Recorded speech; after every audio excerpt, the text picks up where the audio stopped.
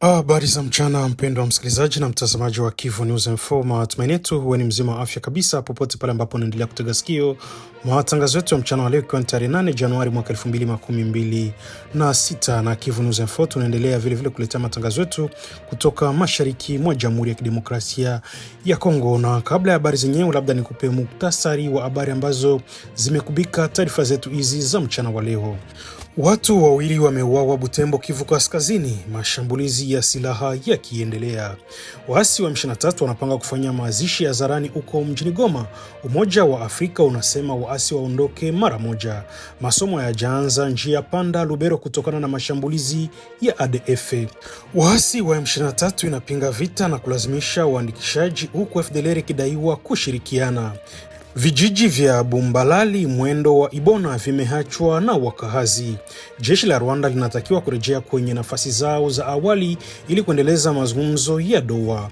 Uganda inakabiliwa na ukandamizaji wa kisiasa, wafuasi 400 wa Bobi Wine wakikamatwa. Na habari zetu za michezo, Leopard wanarudi Kinshasa kuanzia Alhamisi. Mashabiki wa Michel Kuka akipokea gari kwa mchango wake.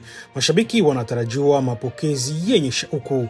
Na habari nyingi zaidi ni katika matangazo yetu ya mchana wa leo ya tarehe 8 Januari mwaka 2026. Hii ni Kivu News Info ambayo tunaendelea kukuletea matangazo yetu kutoka mashariki mwa Jamhuri ya Kidemokrasia ya Kongo. Langu jina mimi ni Ite Loge Longa, basi na kualika kuwa na mimi mwanzo hadi tamati wa matangazo yetu. Hii ni Kivu News Info, sauti ya wananchi, na kila siku tunasema sauti yetu habari yako. Basi karibu tukupashe.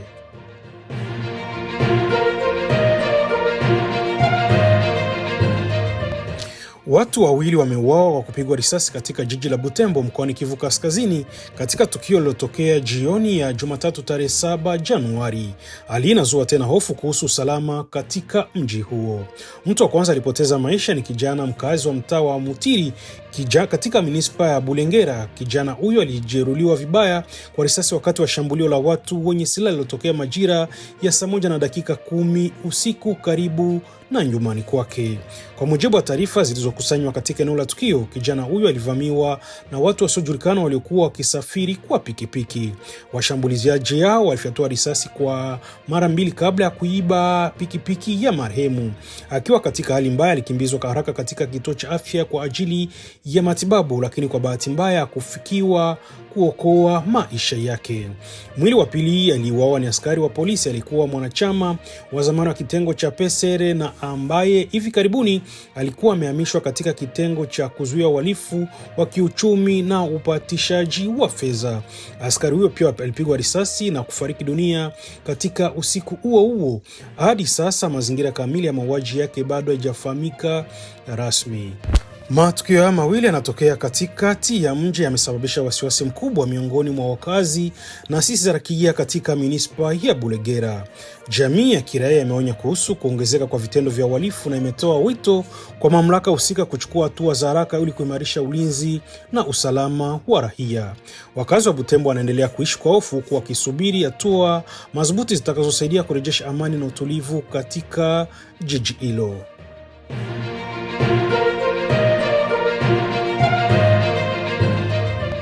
Taarifa zinazofanana kutoka mji wa Goma tangu wiki iliyopita zinafichua kile kinachoelezwa kuwa mkakati mpya wa mawasiliano unaoratibiwa na waasi wa M23 wanaodaiwa kuungwa mkono na Rwanda. Kwa mujibu wa taarifa hizo, waasi hao wanapanga kuanza leo Alhamisi tarehe 8 Januari kuandaa mazishi hadhara yatakayowasilishwa kama heshima kwa raia waliopoteza maisha, lakini yakilenga kulaumu jeshi la Jamhuri ya Kidemokrasia ya Kongo kwa vifo hivyo. Kwa mujibu wa vyanzo mbalimbali, nyuma taswira ya huruma na masikitiko kuna mpango unaopangwa kwa makini na kusafisha taswira ya waasi hao, kuzofisha sifa ya jeshi la Jamhuri ya Kidemokrasia ya Kongo kitaifa na kimataifa. Taarifa za eneo hilo zinaeleza kuwa miili kadhaa ya raia ilichukuliwa kutoka katika hifadhi za maiti mjini Goma na pia katika maeneo yaliyoko chini ya udhibiti wa waasi wa M23. Inadaiwa kuwa familia za marehemu hao zilipigwa marufuku kuandaa mazishi ya kibinafsi, huku miili ikihifadhiwa kwa lengo la kufanyiwa mazishi ya pamoja. Miongoni mwa miili hiyo inatajwa pia kuwemo miili ya watu 4 waliouawa katika shambulio la bomu Masisi Centre, tukio ambalo tayari limekuwa likitumiwa katika vita vya propaganda. Kwa mujibu wa vyanzo hivyo, M23 imekuwa ikiandaa mapema kama hivyo desturi yake vyombo vya habari vya ndani na vya kimataifa, wawasiliaji wake maalum na mitandao ya kijamii ili kuhakikisha taarifa na picha za mazishi hayo zikisambazwa kwa upana mkubwa. Lengo kuu ni kuunda simulizi ya kisiasa na haraka kabla ya kufanyika uchunguzi wowote huru wa kuwasilisha jeshi la Jamhuri ya Kidemokrasia ya Kongo kama jeshi linalolenga raia, huku M23 ikionyesha kama mlinzi wa kibinadamu. Hata hivyo, wachambuzi wengi wanakumbusha kuwa M23 imekuwa ikitumiwa mara kwa mara na Umoja wa Mataifa kwa kufanya mauaji dhidi ya raia, kuanzisha utawala mbadala pamoja na ukiukwaji mkubwa wa haki za binadamu. Chini ya vikwazo vya kimataifa, waasi hao wanaendelea kujionyesha kama wakombozi halali wanaofukia na uvamizi wa muda mrefu wa maeneo ya Kongo. Kutokana na hali hiyo, wanaharakati wa kijamii na wataalamu wa usalama wanatoa wito wa kufanyika uchunguzi huru kuhusu utambulisho wa waasiriwa na mazingira halisi ya vifo vyao, kuheshimiwa kwa sheria za kibinadamu, hususan haki ya familia kuzika wapendwa wao, pamoja na tahadhari kwa vyombo vya habari kuepuka kurusha taarifa ambazo hazijathibitishwa kutoka kwa makundi yenye silaha. Wananchi wa Kongo wanahimizwa kuwa makini dhidi ya upotoshaji wa habari na propaganda za vita. Mazishi ya waasiriwa hayapaswi kutumiwa kama zana za mawasiliano ya kisiasa kwa gharama ya heshima ya marehemu na familia zao. Ni muhimu kwa washirika wa kimataifa, mashirika ya kibinadamu na taasisi za haki za binadamu kuimarisha uwepo wao na mfumo wa udhibitishaji. Kumbukumbu ya waasiriwa lazima ilindwe na wahusika wa kweli waadhibishwe kupitia uchunguzi huru na wa kuaminika.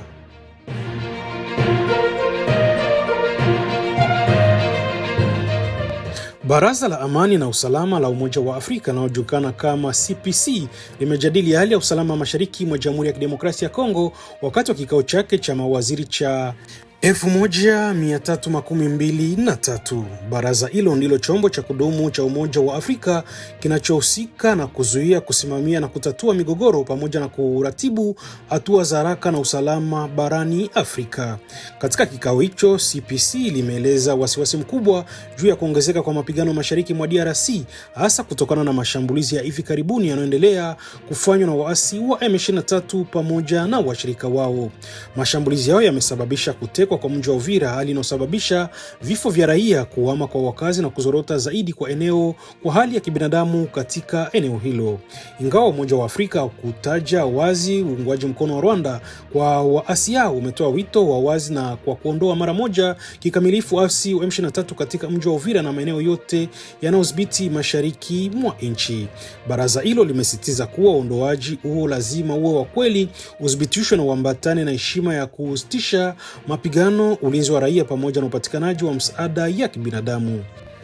Katika taarifa yake ya mwisho iliyotolewa Jumatano tarehe 7 Januari, CPC pia imelaani vikali mashambulizi yaliyoelekezwa kwa kikatili yanayofanywa na makundi ya waasi mashariki mwa DRC.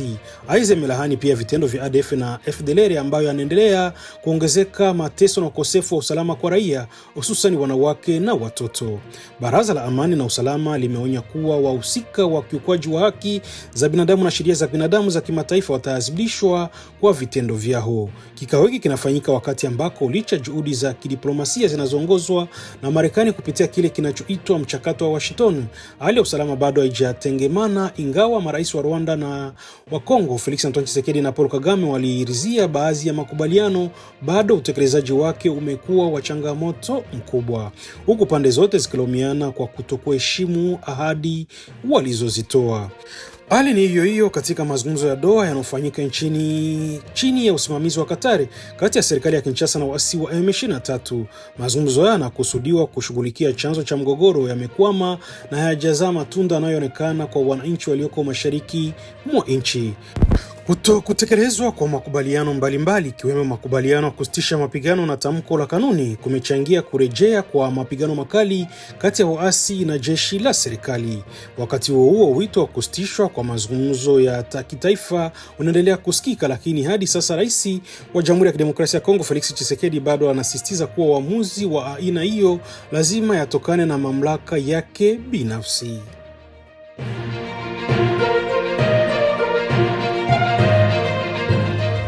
Baada ya likizo ya Christmas na mwaka mpya, masomo hayajaanza ipaswavyo kama ilivyopangwa tangu Jumanne tarehe 6 Januari katika shule kadhaa za Sous Division ya Njia Panda iliyoko katika wilaya ya Lubero mkoani Kivu Kaskazini. Ingawa kurejea kwa masomo kunatajwa kuwa kumeanza kwa kiasi fulani katika maeneo kama Njia Panda na Kambau, hali bado ni ya kusuasua. Katika sehemu ya kaskazini mwa wilaya ya Lubero, shughuli zote za masomo bado zimesimama kabisa. Hali imeshuhudiwa hasa katika maeneo ya Mungerinjipa na Bwambwe ambako hakuna dalili yoyote ya kurejea shuleni kutokana na ukosefu wa usalama unaoendelea na unaohusishwa na mashambulizi ya waasi wa ADF. Shule nyingi zilizoathirika zinapatikana katika maeneo yanayoshuhudia mashambulizi kadhaa na silaha mnamo mwezi Disemba mwaka 2025, hususan katika vijiji vya Njia Panda, Byambwe, Itendi na Kaheku. Mashambulizi hayo yamesababisha hofu kubwa miongoni mwa wakazi na kusababisha raia wengi kuyahama makazi yao na kukimbilia maeneo yanayoonekana kuwa salama zaidi, kwa mujibu wa vyanzo vya ndani. Katika kundi la Manzia, eneo la Njia Panda, kurejea shuleni kumeripotiwa kwa idadi ndogo sana ya wanafunzi. Kwa mfano, katika shule ya msingi ya Kabuhiro, wanafunzi 4 pekee ndio waliojitokeza. Hata hivyo, katika baadhi ya shule za msingi kama Mbamboa, Njia Panda na Maboma pamoja na shule chache za sekondari, idadi ya wanafunzi waliorejea inaonekana kuwa ya kutia moyo kwa kiwango fulani. Kwa upande mwingine, katika vijiji vinavyoshambuliwa hivi karibuni na waasi wa ADF, hakuna shughuli yoyote ya masomo iliyoweza kufanyika. Hali imeendelea kushuhudiwa Mungirijipa na Byambwe ambako hakuna wanafunzi hata mmoja anaonekana shuleni. Katika maeneo machache yanaonekana kuwa na usalama wa kiasi. Viongozi wa shule wana matumaini kuwa idadi ya wanafunzi na walimu ingeongezeka taratibu katika siku zijazo, ili kufikia takribani siku 41 za masomo zilizopotea tangu mwezi Oktoba mwaka jana kutokana na mashambulizi na vitendo vya kikatili dhidi ya raia.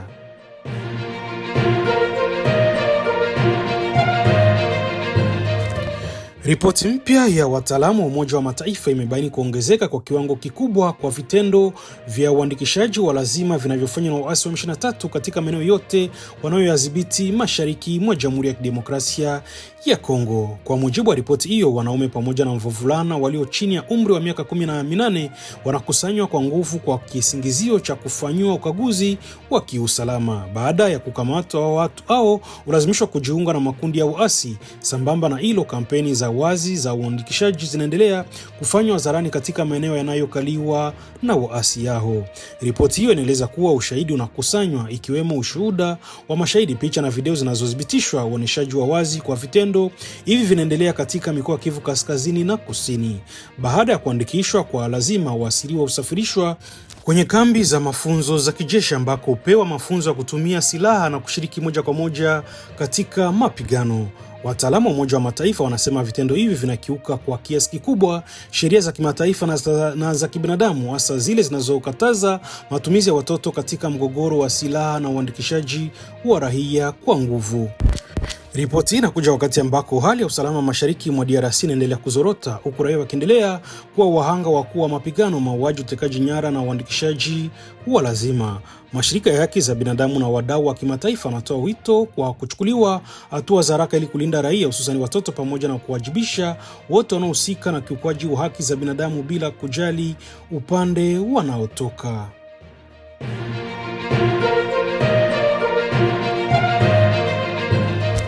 Hali ya utulivu wa Tazari imeripotiwa kurejea katika vijiji vya Bumbalali, Mwendo wa Ibona viliopo katika makundi ya Ikoma na Walungu, wilayani Walungu mkoani Kivu Kusini, baada ya siku takribani 3 za mapigano makali kati ya wapiganaji wa Wazalendo na waasi wa M23.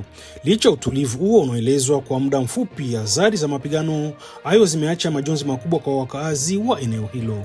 Takribani watu 4 wamepoteza maisha yao, baadhi yao wakiuawa baada ya makombora kuanguka moja kwa moja kwenye nyumba zao. Aidha, nyumba kadhaa zimeharibiwa na kuchomwa moto, huku uporaji wa mali za raia ukiripotiwa kufanyika kwa kiwango kikubwa. Kutokana na hali hiyo ya ukosefu wa usalama, vijiji kadhaa vimeacha bila wakazi. Miongoni mwa vijiji vilivyotekelezwa ni Bumbalali, Mwendo, Kashugula, Iumule, Kalambo, Munganane, Nyamubanda, Chibanza na Mubuye. Taarifa hizi zimethibitishwa na mtetezi wa haki za binadamu aliyewasiliana nasi kutoka eneo hilo.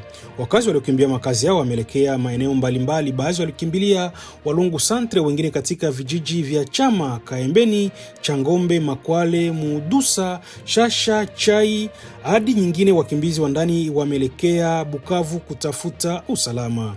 Katika maeneo wanaokimbilia, wakimbizi hao wanakabiliwa na changamoto kubwa za kibinadamu. Wanakosa chakula cha kutosha, maji safi ya kunywa na huduma bora za afya. Kwa mujibu wa vyanzo vya eneo hilo, baadhi ya wakimbizi tayari wameanza kuugua magonjwa ya kuharisha kutokana na mazingira magumu wanayoishi. Kufuatia hali hiyo, viongozi wa kijamii na wazawaza wa Walungu wametoa wito wa msaada wa haraka wa wakimbizi hao pamoja na kusitishwa mara moja kwa mapigano ili kuwawezesha wakazi kurejea salama katika vijiji vyao. Wakati huo, pongezi zimetolewa kwa shirika la kibinadamu ACTED ambalo tayari limeanza kugawa misaada katika eneo hilo. Biamungu Kabila Pierre, makamu wa rais wa kamati ya maendeleo ya eneo la Walungu, pia rais wa kamati hiyo katika eneo ndogo la Ibona, amewalazimisha wadau wengine wa kibinadamu kuendelea kusaidia bila kuchoka. Ameongeza pia wito wa pande zote zinazohusika katika mgogoro huu kuheshimu makubaliano ya mbalimbali ya amani yanayosainiwa ili kurejesha utulivu mashariki mwa nchi ya kidemokrasia ya Kongo na kuruhusu wakimbizi wa ndani kurejea salama katika makazi zao.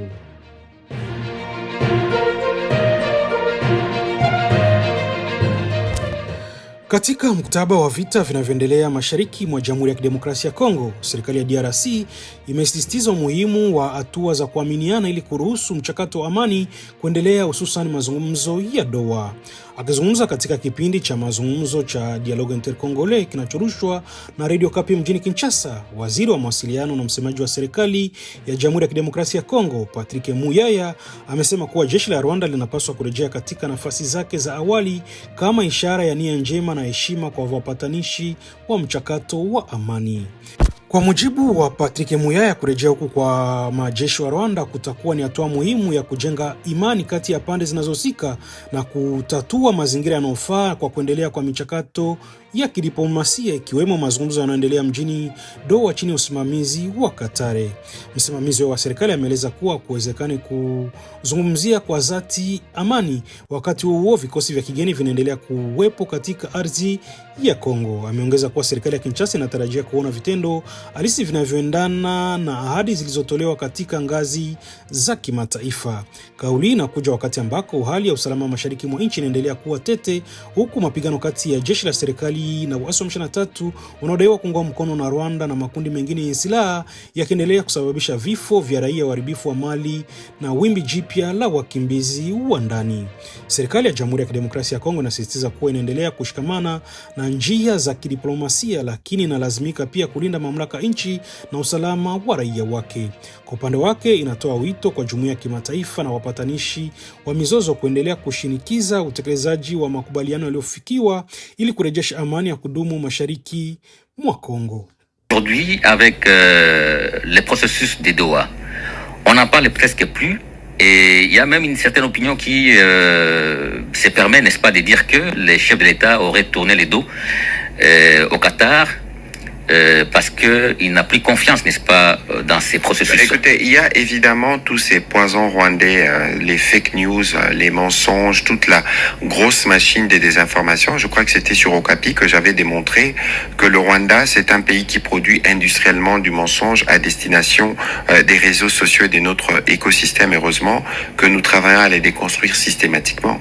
Le président de la République a envoyé à la fois au processus de Washington, les processus de Doha, comme il a foi aussi aux initiatives portées par les pays africains. Mais ici, il faut rappeler que lorsque vous décidez de reprendre les armes. Nous avions discuté à Doha, nous nous sommes mis d'accord sur le mécanisme du cessez-le-feu. Il y a eu des réunions qui se sont tenues notamment en octobre dans ces cadres-là pour voir comment on mettait en place ces systèmes, ces mécanismes de cessez-le-feu. Nous avons fait une avancée avec notamment la question de prisonniers. Mais qu'est-ce qui explique que devant les médiateurs, devant tout ce qui a été salué, toutes ces actions qui ont été positivement saluées par la communauté internationale, que le fils et le père décident de faire volte-face. Donc il est évident que le Rwanda, du point de vue des médiateurs, du point de vue que ce soit du médiateur qatari ou américain, n'a que peu de considération sur ce que nous signons. Et je pense que les médiateurs, d'où ils sont et par la manière de travailler, ils tirent les conséquences de tout ceci. Comment pensez-vous alors que demain, nous devons nous être confortables à aller nous asseoir avec ceux qui n'ont jamais rien respecté dès le départ, même quand nous avons déjà fait de progrès? Et donc pour le moment, par rapport à Doha, il y a un blocage. Évidemment, aujourd'hui, pour nous, il faut quitter Uvira. Il faut repartir aux lignes des départs. Et donc vous conditionnez la poursuite des négociations de Doha par le retrait du M23. Écoutez, nous avons des discussions en cours avec les médiateurs parce qu'on n'a jamais arrêté de discuter avec les médiateurs, mais il est évident qu'en face d'une violation si flagrante, il est évident que les Rwandais, comme les M23, doivent reculer d'où ils étaient pour permettre aux étapes restantes du processus de donner les résultats qui sont attendus d'elles. Shirika la kimataifa na haki za binadamu Amnesty International imechunguza na kuripoti kuhusu ukandamizaji wa kisiasa nchini Uganda huku uchaguzi wa rais ukiwa umekaribia. Uchunguzi ulichapishwa Jumatano tarehe 5 Januari unaonyesha matumizi ya mateso na kukamatwa kwa watu bila sababu maalumu kwa masharti ya kisiasa. Kwa mujibu wa ripoti hiyo, nguvu za usalama za Uganda zimekuwa zikitumia mateso na kukamata kiolela wafuasi wa upinzani, lengo likiwa ni kuwashinikiza kabla ya uchaguzi wa rais unaotarajiwa kufanyika tarehe 15 Januari. Rais Yoweri Museveni ambaye mwenye umri wa miaka 81 na akiwa madarakani tangu mwaka 1986 anatafuta muhula mwingine. Mpango wa upinzani unalinganishwa na Bobi Wine, mwimbaji maarufu mwenye umri wa miaka 43 ambaye amekuwa kioo cha upinzani. Ripoti ya Amnesty International imesema kuwa wakati wa maandamano ya mwisho, mmoja wa wafuasi wa NIPE, chama cha Bobi Wine, aliuawa na polisi mwishoni mwa Novemba. Aidha, wafuasi wengine walipigwa na kuchomwa kesi ya kutoa majonzi na kulazimishwa kukaa mrefu mikononi mwa polisi. Shirika hilo pia limesema takriban watu 400 wamekamatwa katika miezi ya hivi karibuni na kwa kuonyesha msaada wa NIPE. Wanashtakiwa kwa uharibifu wa mali na kuhamasisha ghasia. Viongozi wa Amnesty International wanatuhumu kuwa hatua hizi ni kampeni za ukandamizaji wa kisiasa ambayo inazuia wananchi kushiriki kikamilifu katika uhuru wa kushirikiana, kuungana na kuandamana kwa amani. Hali inafanana na kile kilichotokea katika uchaguzi wa mwaka 2021 ambapo Bobi Wine alithibitisha kuwa uchaguzi huu ulikuwa kichekesho na kuashiria ukosefu wa haki, ukiwa na matukio ya vifo vya raia na kukatizwa kwa mtandao wa interneti wakati wa uchaguzi. Wataalamu wa haki za binadamu wanatoa wito kwa serikali ya Uganda kuhakikisha uhuru wa kisiasa, kulinda haki za upinzani na kuruhusu wananchi kushiriki uchunguzi bila hofu au vitisho.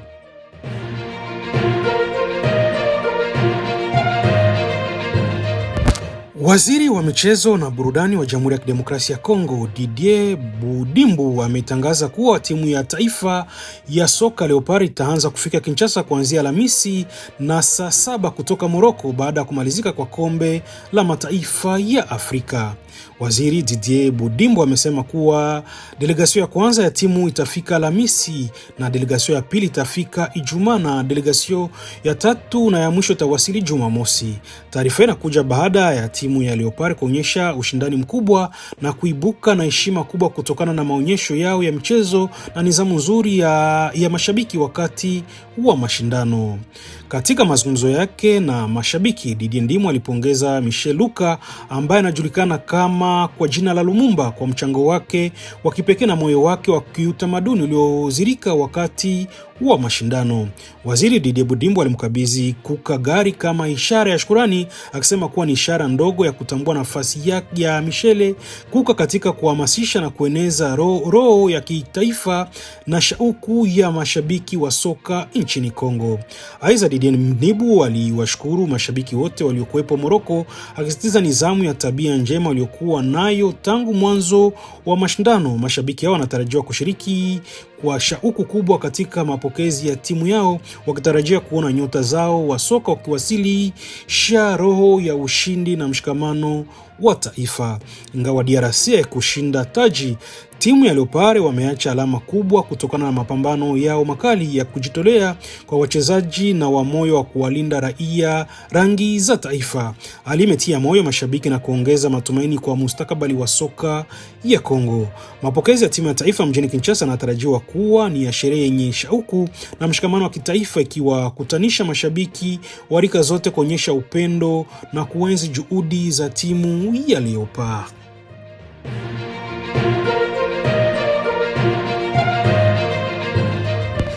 Asante sana mpenzi msikilizaji na mtazamaji wa Kivu News Info, na ni kupitia taarifa hizo ndipo tunahitimisha matangazo yetu ya mchana wa leo, ikiwa ni tarehe 8 Januari mwaka 2025. Na Kivu News Info tunaendelea vile vile kuletea matangazo yetu tukiwa mashariki mwa Jamhuri ya Kidemokrasia ya Kongo. Na kama ilikuwa ndo mara kwanza unakutana nasi kupitia mtandao wa YouTube, kabla ya kuondoka tunakusihi kufanya kitu kimoja: usisahau kusubscribe, kulike, comment na kushare. Kwa lugha nyingine wanasema kujabone, kueme, vile vile na kupartager.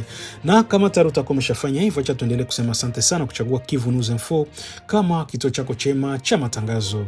Nia yetu na mazungumzo yetu kila siku ni kukuletea habari sahihi zenye kuaminika tena kwa muda muafaka. Hivyo basi na uendelea kutuandikia kwa namba zetu za WhatsApp ambazo unaendelea kuziona zikipita hapo, na ukatujuza unasikiliza Kivu News Info kwa sehemu gani, na uende ukatuambia maoni yako aiza mapendekezo yako. Kingine cha kufanya, unaweza kubonyeza kwenye titre, yani titre ya habari, na itakupeleka moja kwa moja hapo chini kwa description ambako utakutana na linki mbili. Linki ya kwanza ukibonyeza za kuklikia, wanasema kwa Kifaransa, itakupeleka kujiunga na channel yetu ya waya.